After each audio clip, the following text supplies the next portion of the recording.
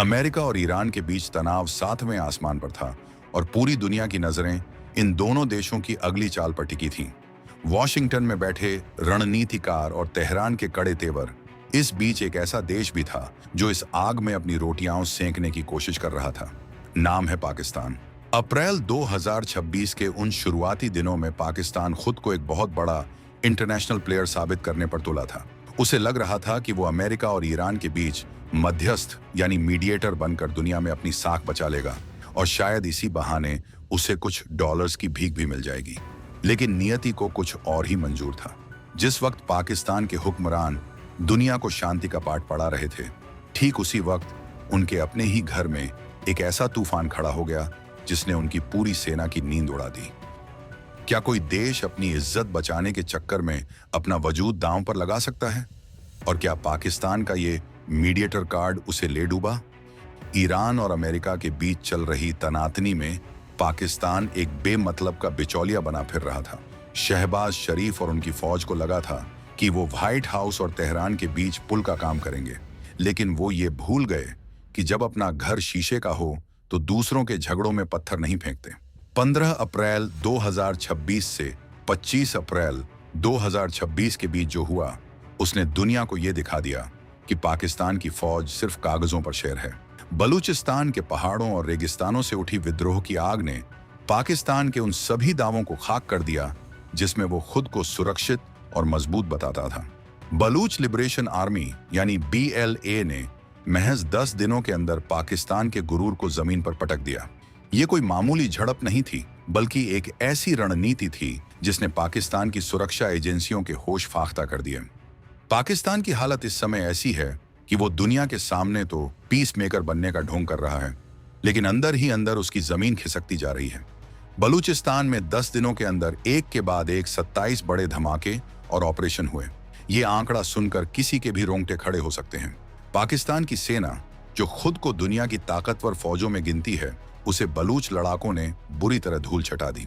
इन हमलों में करीब 42 पाकिस्तानी सैनिकों का काम तमाम कर दिया गया। हालांकि पाकिस्तान की सरकार हमेशा की तरह इन आंकड़ों को छुपाने में लगी है, लेकिन सच्चाई छुपती कहां है? बलूचिस्तान से आ रही तस्वीरें और रिपोर्ट्स ये साफ बता रही हैं कि पाकिस्तान की फौज वहां टिक नहीं पा रही है। अब सवाल ये उठता है कि जो देश खुद को संभाल नहीं पा रहा, वो अमेरिका और ईरान के बीच क्या खाक सुलह कराएगा? इस पूरी घटना का सबसे शर्मनाक पहलू ये है कि बलूच लड़ाकों ने न सिर्फ पाकिस्तानी सैनिकों को धूल चटाई, बल्कि उनके हथियारों पर भी कब्जा कर लिया। यहां तक कि एक पाकिस्तानी सैनिक को तो बलूच लड़ाकों ने अपने कब्जे में ले लिया और उसे बंदी बना लिया। सोचिए, एक देश जो परमाणु बम होने का दावा करता है, उसके सैनिक अपने ही देश के एक इलाके में सुरक्षित नहीं हैं। BLA ने इस बार जो तरीका अपनाया वो पहले जैसा नहीं था। इस बार उन्होंने जमीन के साथ साथ समंदर और आसमान से भी धावा बोला। जी हाँ, पहली बार बलूचिस्तान के इस संघर्ष में आधुनिक तकनीक और ड्रोन्स का इतना बड़ा इस्तेमाल देखा गया। इससे ये साफ हो गया है कि अब बलूचिस्तान की लड़ाई पुराने ढर्रे पर नहीं रही, बल्कि ये हाईटेक होती जा रही है। पाकिस्तान की सुरक्षा एजेंसियां इन ड्रोन्स और मॉडर्न गुरिल्ला वॉर का मुकाबला करने में पूरी तरह नाकाम साबित हुई हैं। अब थोड़ा डीप डाइव करते हैं कि आखिर ये सब शुरू कैसे हुआ और 2026 के इन 10 दिनों ने पाकिस्तान की किस्मत कैसे पलट दी। 15 अप्रैल 2026 की उस सुबह को याद कीजिए जब पाकिस्तान के विदेश मंत्री बड़े गर्व से कह रहे थे कि वो ईरान को समझा लेंगे। लेकिन उसी शाम बलूचिस्तान के पंजगुर इलाके में एक जोरदार धमाका हुआ। ये शुरुआत थी उस ब्लैक डेकेड यानी उन काले 10 दिनों की जिसने पाकिस्तान को दुनिया के सामने नंगा कर दिया। BLA ने अपनी रणनीति ऐसी बनाई थी कि पाकिस्तान की सेना को संभलने का मौका ही नहीं मिला। उन्होंने सिर्फ चौकियां ही नहीं उड़ाई, बल्कि पाकिस्तान के लॉजिस्टिक्स और सप्लाई लाइन को भी काट दिया। पाकिस्तान की सेना जो चीन के दम पर उछल रही थी, उसे अब समझ आ रहा है कि जमीनी हकीकत कुछ और ही है। इन 27 हमलों में सबसे ज्यादा असर क्वेटा, ग्वादर और केच जैसे इलाकों में देखा गया। ग्वादर, जिसे चीन और पाकिस्तान अपना सबसे बड़ा प्रोजेक्ट यानी CPEC का गहना मानते हैं, वहां भी बलूच लड़ाकों ने सेंध लगा दी। पाकिस्तान अक्सर ये दावा करता है कि ग्वादर पूरी तरह सुरक्षित है, लेकिन इन 10 दिनों ने दिखा दिया कि वहां परिंदा भी पर मारता है तो वो बलूच लड़ाकों की नजर से नहीं बच सकता। बलूचिस्तान के लोगों का यह गुस्सा अचानक नहीं फूटा है। सालों से उनके प्राकृतिक संसाधनों की लूट हो रही है। वहां से गैस निकलती है, सोना निकलता है, लेकिन वहां के बच्चों को स्कूल नसीब नहीं होता। यही वो टीस है जो अब ज्वालामुखी बनकर फट रही है। पाकिस्तान के हुक्मरानों को लगा था कि वो गोली के दम पर इस आवाज को दबा देंगे, लेकिन 2026 में पासा पलट चुका है। पाकिस्तान की फौज के लिए सबसे बड़ी मुसीबत यह है कि अब उन्हें समझ नहीं आ रहा कि लड़े किससे। बलूच लड़ाके पहाड़ों में छिपकर वार करते हैं और अब तो उनके पास ड्रोन्स भी आ गए हैं। ये ड्रोन्स रात के अंधेरे में पाकिस्तानी पोस्ट्स पर बम गिरा रहे हैं और गायब हो जा रहे हैं। ये वही तकनीक है जिसे पाकिस्तान दुनिया के दूसरे हिस्सों में सप्लाई करने की बातें करता था। आज वही तकनीक उसके लिए काल बन गई है। पाकिस्तान की सेना ने इन हमलों के जवाब में कुछ ऑपरेशन तो चलाए, लेकिन उनमें कामयाबी के नाम पर सिर्फ मासूम नागरिकों को परेशान किया गया। इससे बलूचिस्तान के लोगों में नफरत और बढ़ गई है। जब कोई फौज अपने ही लोगों पर जुल्म करती है तो उसका अंत ऐसा ही होता है जैसा पाकिस्तान का हो रहा है। इस पूरे ड्रामे में ईरान का एंगल भी बहुत दिलचस्प है। पाकिस्तान ईरान को धमकाने और समझाने की कोशिश कर रहा था, लेकिन ईरान अच्छी तरह जानता है कि पाकिस्तान की हैसियत क्या है। जब पाकिस्तान के अपने सैनिक बलूचों के कब्जे में हैं, तो वो ईरान की सीमा की रक्षा क्या करेगा? दरअसल ईरान और पाकिस्तान की सीमा पर भी हालात बहुत नाजुक हैं। पाकिस्तान हमेशा ये इल्जाम लगाता है कि इन हमलों के पीछे बाहरी ताकतें हैं, लेकिन वो ये नहीं बताता कि उनके अपने अत्याचारों ने ही इन विद्रोहियों को जन्म दिया है। तालिबान के साथ पाकिस्तान के रिश्ते पहले ही बिगड़ चुके हैं और अब बलूचिस्तान में भी वो चारों तरफ से घिर गया है। पाकिस्तान की हालत उस कमजोर खिलाड़ी जैसी हो गई है जो मैदान में तो उतर गया है, लेकिन उसके पास न बल्ला है और न गेंद।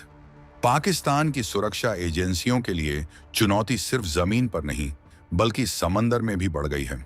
ग्वादर के तटीय इलाकों में BLA की समुद्री यूनिट ने जिस तरह की हरकतें की हैं, उसने चीन के माथे पर भी बल ला दिए हैं। चीन ने बलूचिस्तान में अरबों डॉलर्स लगाए हैं। अगर पाकिस्तान अपने सैनिकों को नहीं बचा सकता तो वो चीनी इंजीनियर्स को क्या बचाएगा? यही वजह है कि बीजिंग से अब इस्लामाबाद को कड़े संदेश भेजे जा रहे हैं। पाकिस्तान की इज्जत की तो धज्जियां उड़ ही चुकी हैं, अब उसकी जेब भी खाली होने वाली है, क्योंकि चीन भी अब अपना हाथ खींचने की सोच रहा है। 2026 का ये नया साल पाकिस्तान के लिए किसी बुरे सपने से कम नहीं है। इन हमलों की टाइमिंग को देखिए, 15 अप्रैल से 25 अप्रैल। ये वो समय था जब पूरी दुनिया की मीडिया का ध्यान मिडिल ईस्ट पर था। BLA ने इसी मौके का फायदा उठाया और दिखा दिया कि वो कितनी संगठित है। पाकिस्तान की सेना के 42 जवानों का जाना कोई छोटी बात नहीं है। ये एक पूरी कंपनी के बराबर की ताकत है। और सबसे बड़ी बात, वो हथियार हैं जो अब बलूच लड़ाकों के पास पहुंच गए हैं। पाकिस्तान की सेना से छीने गए ये आधुनिक हथियार अब उन्हीं के खिलाफ इस्तेमाल होंगे। ये एक ऐसा दुष्चक्र है जिसमें पाकिस्तान फंस चुका है। वो जितना निकलने की कोशिश करेगा उतना ही ढंसता जाएगा। क्या आपको लगता है कि कोई देश अपनी जनता की आवाज दबाकर खुश रह सकता है? पाकिस्तान ने बलूचिस्तान को सिर्फ एक कॉलोनी की तरह इस्तेमाल किया। वहां के लोगों को कीड़े मकोड़े समझा। आज वही लोग पाकिस्तान की जड़ों को हिला रहे हैं। इन हमलों में IED ब्लास्ट्स का जिस तरह से इस्तेमाल हुआ, वो ये बताता है कि लड़ाकों को बहुत सटीक ट्रेनिंग मिल रही है। पाकिस्तान की इंटेलिजेंस एजेंसी ISI, जो पूरी दुनिया में जासूसी के बड़े बड़े दावे करती है, वो अपने ही आंगन में हो रहे इन 27 हमलों की भनक तक नहीं लगा पाई। ये ISI की सबसे बड़ी नाकामी है। जब पाकिस्तान के जनरल टीवी पर बैठकर बड़ी बड़ी बातें करते हैं, तब उनके जवान बलूचिस्तान की मिट्टी में मिल रहे होते हैं। पाकिस्तान की बेइज्जती का आलम यह है कि अब अंतर्राष्ट्रीय मंचों पर भी उसकी कोई बात सुनने को तैयार नहीं है। अमेरिका जानता है कि पाकिस्तान के वादे खोखले हैं। ईरान को पता है कि पाकिस्तान के पास न तो नियत है और न ताकत। ऐसे में पाकिस्तान का मध्यस्थ बनने का नाटक सिर्फ एक मजाक बनकर रह गया है। बलूचिस्तान के ताजा हमलों ने यह साबित कर दिया है कि वहां की आजादी की लहर अब रुकने वाली नहीं है।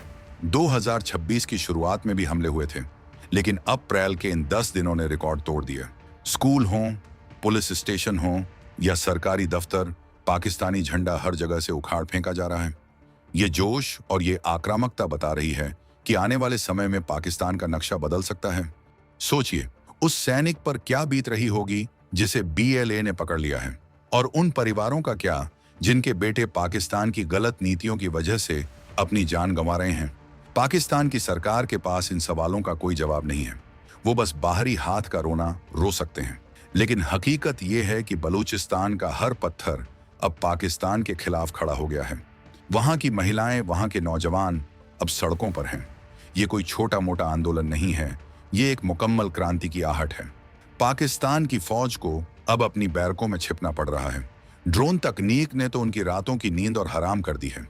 जैसे जैसे 2026 आगे बढ़ रहा है, पाकिस्तान की मुश्किलें बढ़ती ही जा रही हैं। एक तरफ आर्थिक बदहाली, दूसरी तरफ तालिबान के साथ बिगड़ते रिश्ते और अब बलूचिस्तान में ये महासंग्राम। पाकिस्तान की सुरक्षा एजेंसियां अब एक ऐसे मोड़ पर खड़ी हैं जहां से वापसी का कोई रास्ता नहीं है। क्या वो और ज्यादा सेना भेजेंगे? अगर सेना भेजी तो विद्रोह और बढ़ेगा, अगर नहीं भेजी तो बलूचिस्तान हाथ से निकल जाएगा। ये एक ऐसी स्थिति है जिसे चेकमेट कहते हैं।